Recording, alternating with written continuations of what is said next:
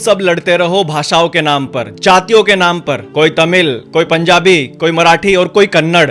बस एक दूसरे से टकराते रहो। तुम्हें लगता है ये लड़ाइयां तुम्हें मजबूत बना रही हैं, लेकिन सुनो सुनो, पूरी खाली थी, मेरा पति साइड में था, एक इंसान आया, उसने उसको गोली मार दी। यहाँ पे उसने बोला कि ये शायद मुस्लिम नहीं है, उसने उसको गोली मार दी। नहीं पति का बच्चा लो। हम बचा देगा, कोई बात नहीं। बेहतर प्लीज भगवान के लिए बचा लो।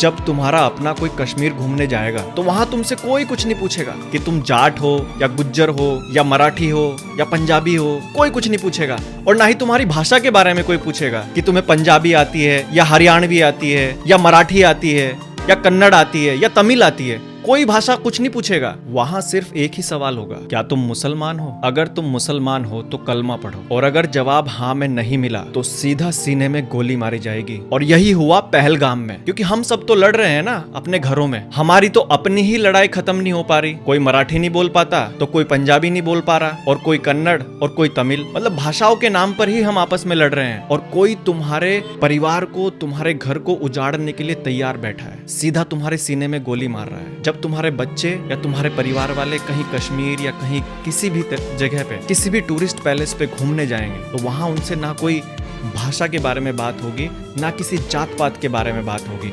वहां उनसे सिर्फ तुम्हारा धर्म पूछा जाएगा कि तुम किस धर्म के हो। और अगर तुम उस धर्म के नहीं बताए गए तो तुम्हारे सीने में, तुम्हारे बच्चों के सीने में गोलियां दाग दी जाएंगी। और यही हो भी रहा है। तुम लड़ते रहो, अपने अपने स्टेट में लड़ते रहो, अपने घरों में लड़ते, अपने ही लोगों से लड़ते रहो। उसको मराठी नहीं आती, उसको मार दिया। उसको पंजाबी नहीं आती, उसको पेल दिया। उसको कन्नड़ नहीं आती, उसको तमिल नहीं आती। वो इस जात का है, वो उस जात का है। हम जाट है, हम गुज्जर है, हम सैनी है, हम फलाना है, हम ढिगड़ा है।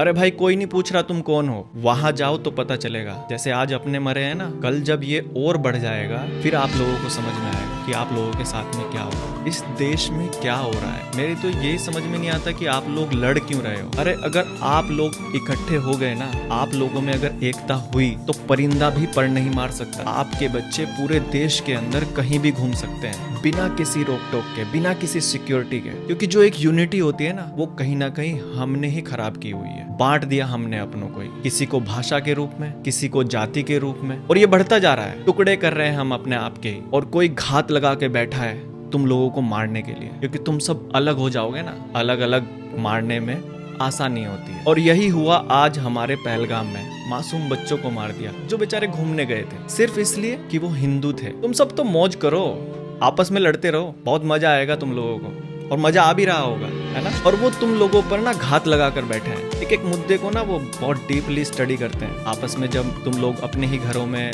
अपने ही